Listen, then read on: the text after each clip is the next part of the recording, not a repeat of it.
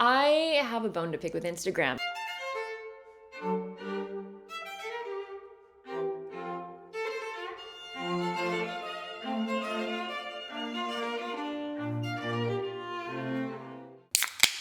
Oh, caffeine. Oh my goodness. What another week. Yeah. The moving saga continues. We were still living in our current home. We're probably going to still be here for another 3 months because, like with closing and contracts and all that good stuff, it takes a while. In case you are just tuning in, this is a knitting YouTube channel. Welcome to my little corner of the interwebs. But yes, my husband and I are in the process of buying and selling a new home. Well, we're trying to sell this place and then buy another home. And yeah, it's just been an ongoing process. So I just want to say a quick thank you to everybody who has written in saying, good luck with your home inspection and the open houses. Yeah, it's still quite the whirlwind. I will say our open house went really, really well. I won't waffle on too much about it, but just to catch you guys up on why I only published one video this week. I know, my goal is always to publish two because I just truly enjoy putting out content for you. Anyway, just a quick recap. Our open house went really well, but when it comes to our quote-unquote dream home, there's a little drama there, and we're just trying to sort things out, and things are still up in the air when it comes to that. So we have a couple backups that we're looking at. We're still going to open houses. It never seems to end, but it's just so great to be sitting down chatting with you guys. I've got some knitting to share with you, some more spoilers when it comes to Stephen West's mystery knit along. So if you are down for that, gather around, grab a cup of something, and if you are into that type of thing and you're new here, feel free to like and subscribe down below. I put out videos like this for your viewing pleasure every week. I also just quickly want to say a huge thank you to everyone who recently became a member of this channel. Guys, my mind is completely blown. I was not expecting that many people to become members. If you're not familiar with what memberships are, it's a way for viewers like you to help support this channel, keep the ball rolling, and in return, you guys get some occasional bonus content from me. Lately, I've just been publishing, every Monday, I've just been publishing a bonus mini vlog, just giving you guys some behind the scenes updates as far as, life stuff and the moving situation and what I got up to crafting wise over the weekend. Just a quick little rundown of what I've been up to. So anyway, if you are into that, I would love to have you along for the ride. If you want to become a member, just click the little join button down below. And for the price of a fancy cup of coffee, you can enjoy some occasional bonus content from me. And again, it really does mean the world if you choose to support this channel. So yes, anyway, without further ado, let's talk works in progress. And as I mentioned, I have some progress to share with you when it comes to Stephen West's mystery knit along. So if you are partaking in the mystery knit along, the Mkal, and you don't want to see any spoilers for Clue 2, I will pop a time code in the down bar right here. If you don't want any spoilers, just skip ahead to that timestamp and nothing will be spoiled for you. So, okay, all right. Are we ready to see some spoilers? All right, when it comes to Clue 2, I am severely behind. I am nowhere near finished with Clue 2. In fact, I'm at section 7, which, by the way, many of you warned me. You're like, Kristen, just a heads up, you may want to put a lifeline in there. It will destroy your soul. It is very complicated. But, as one who likes to live on the edge, I do not like to be told what to do. I'm just like, whatever happens, happens. I'm here for it. And surprisingly, I am faring quite well with Clue 7. So I'm going to show it to you now. So again, timestamp was presented down below. Hopefully, if you do not want any spoilers, you will have skipped ahead. But yes, here's where I am. I am mid-row and on Clue 7. And as you can see, I'm currently welting. And I can see why you guys were warning me about it. It's no picnic. It takes a lot of time to create these little welts. The setup row before you create the welt is a breeze. It's just, 10 rows of stockinette back and forth. And then section 7 is where the welting begins. So yeah, let me see if I can find, this is just the plain rows of stockinette, and then, you know, he has you just create these little welts by picking up stitches in front and behind this section right here. So I think I was prepared for this section because when I knit the bubble cardigan, to create the bubble stitch, it's very similar to what he has you do in section 7. So as I was reading the directions, I was like, okay, I know what I'm doing here. But the tricky part is just, you know, flipping your work back and forth and counting down the rows in the back and making sure you're picking up the right stitch. Section 7, I would say, is definitely a section where you need to find some quiet time and, you know, just focus. This section, while it's not a walk in the park, I just find it I find it rather meditative. That was a nice surprise. I think that's always the case. You know, when you are anticipating something being harder, it's never as hard as you think it's going to be. So maybe my personal brand of crazy, but yeah. Section 7, not as scary as I thought it would be. So yay, silver linings? I don't know. But again, I completely understand if you're struggling with this section. I'm very, very grateful that Stephen West has decided to offer an accompanying video to go along with this pattern, because there are sections in here where I'm just like, what the heck is he talking about? And confession, I did check the video for section 7 just to make sure I was doing it right, which thankfully I was. Last time I showed you this project, I was here on these little I-cord loops, which, by the way, I don't know why I find these so hilarious, guys. They remind me of those chocolate jelly rings. Do you know what I'm talking about? They're like these little candy chocolate desserts with jelly filling on the inside. I forget what they're exactly called, but whenever I see them, that's exactly what I think of. So funny.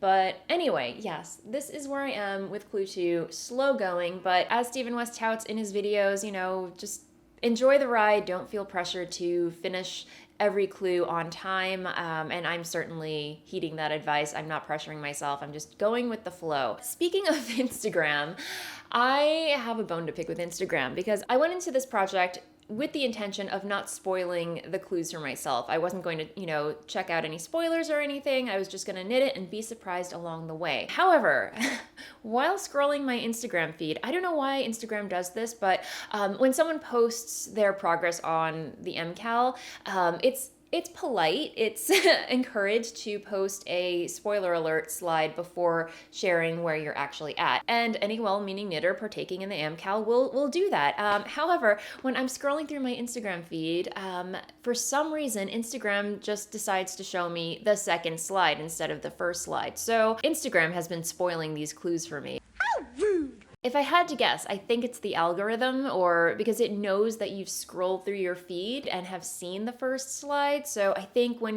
after you've already seen that first slide, put your phone away and come back to Instagram and re-scroll through a post that you've already seen, it knows that you've already seen that first slide, so it automatically shows you the second slide, so you're not staring at the same photo that you saw before, if that makes any sense. That's my theory. I get why it does that and appreciate that for any other posting case, but I don't appreciate that Instagram does that for the Mkal. Has that happened to you guys? If you are knitting an Mkal, has Instagram spoiled a clue for you?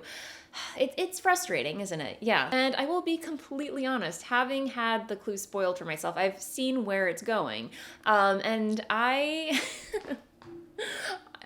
definitely had the thought where I'm just like, I don't know if I'm into it now. I don't know if I really enjoy where it's going, but I'm going to stick with it, guys. I'm going to stick with it because at this point in time, it's become a process knit for me. I've just been enjoying the different stitches, the different transitions between different stitches and techniques, because with everything going on with the move and life and you know, this has just been so nice to pick up and work on and just keep my mind occupied and distracted from all the house stuff that we've been dealing with and Bushwick.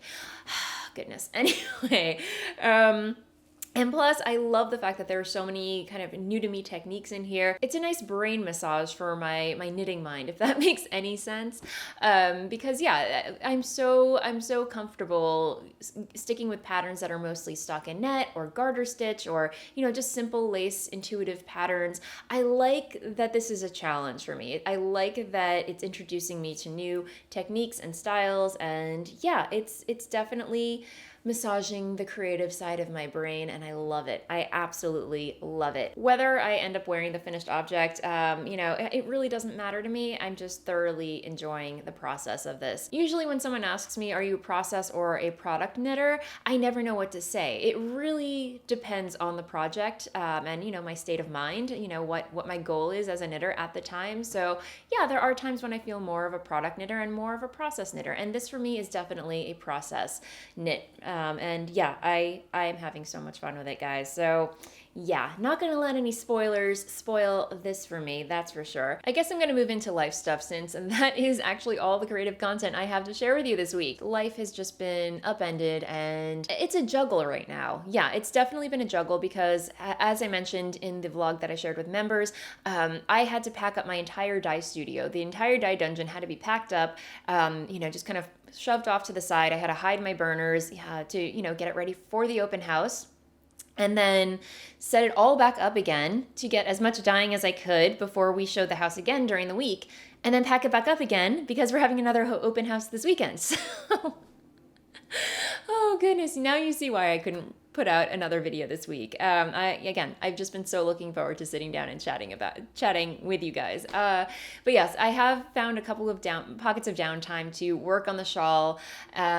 Seriously, just decompressing, and by that I mean binge watching the entire Twilight Saga and getting really into Taylor Swift. My goodness, guys, I know, who am I? So that's what I've been doing in my downtime, just chilling, decompressing, hanging out with Tay and Edward and Bella and Jacob. That's what I've been watching while I was knitting on the Mkal, and then also it's pretty much become the project that I work on while Dennis and I drive to open houses. Now that it's been cast on, I feel more comfortable knitting on it in the car. It's just those initial stitches, getting it all set up and getting into the flow, getting acclimated with the different colors and, anyway. Rhinebeck. Oh my gosh, you guys. I was experiencing so much FOMO. I've truly enjoyed seeing all of your photos trickling down my Instagram feed, your beautiful sweaters, just getting to see each other, hang out, hug each other. I miss you guys so much, and come hell or high water, I will be there at the next Rhinebeck. My mother-in-law went, my father-in-law went. Hi guys. Thank you for the photos. They look like they had a great time as well. But if you were able to go, I hope you had a blast. I hope you got to pet a lot of sheep. I hope a lot of yarn followed you home. And yeah, anyway, Rhinebeck. One last thing that I want to mention is that Voolenvine Yarns, my hand-dyed yarn company, is celebrating 7 years.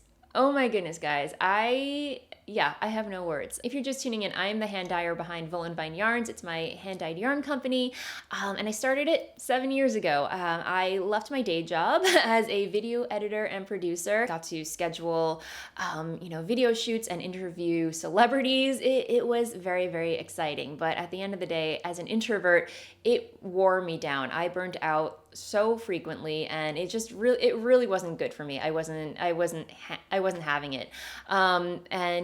In my spare time I would knit, and my friend Laura, who used to be the dyer behind Jinx Yarns, inspired me to start hand dyeing yarn, and completely fell in love with the process.